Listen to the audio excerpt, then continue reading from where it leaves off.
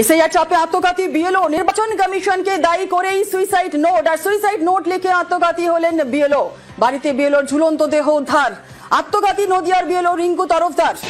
দেখো, তিনি পরিষ্কারভাবে সুইসাইড নোটে উল্লেখ করেছেন যে নির্বাচন কমিশনের চাপের জন্যই কিন্তু তিনি এই আত্মহত্যা করছেন। তার কারণ যাকে বিভিন্নভাবে চাপ দেওয়া হচ্ছে, যে বিভিন্ন নির্দেশ দেওয়া হচ্ছে ইলেকশন কমিশনের পক্ষ থেকে, যেটা তার পক্ষে এই মুহূর্তে ছিল পালন করা সম্ভব হচ্ছে না, এবং যে সময়সীমা বেঁধে দেওয়া হয়েছে সেই সময়সীমা অনুযায়ী এসআইআর ফর্ম পূরণ করে এবং সেগুলি জমা দেওয়া বা রিসিভ করার ক্ষেত্রে সমস্যা হচ্ছে, এবং এর পাশাপাশি যেটা ডাটা আপলোড করার যে একটা নির্দেশ দেওয়া হয়েছে সেগুলোতে সমস্যা হচ্ছে, এবং এই সমস্যার জন্য কিন্তু তিনি মানসিকভাবে আতঙ্কগ্রস্ত ছিলেন এবং এরই পরিপ্রেক্ষিতে তিনি আত্মহত্যা করেছেন, এমনটা কিন্তু সুইসাইড নোটে দাবি করা হয়েছে। এবং এই যে রিঙ্কু তরফদার, তিনি চাপড়া স্বামী বিবেকানন্দ আশ্রম বিদ্যা মন্দিরের প্যারাটিচার ছিলেন, সহ পার্শ্ব শিক্ষক, এবং তিনি থাকতেন কৃষ্ণনগরের কাঠুরিয়াপাড়া বা ষষ্ঠীতলা এলাকায়, এবং স্বামীর সঙ্গে তিনি বাড়িতে থাকতেন। তার ছেলে বাইরে থাকে এবং মেয়ের বিয়ে হয়ে গিয়েছে, এবং তার বাড়িতে একাধিক ঘর। তিনি যখন রাতে ঘুমাচ্ছিলেন, পাশের ঘরে গিয়ে তিনি গলায় ফাঁস লাগিয়ে আত্মহত্যা করেন, এবং সকালবেলায় তার স্বামী ঘুম থেকে উঠে তাকে দেখতে না পেয়ে খোঁজাখুঁজি করেন, এবং পাশের ঘরে তার ঝুলন্ত দেহ উদ্ধার হয়। কোতোয়ালি থানার পুলিশ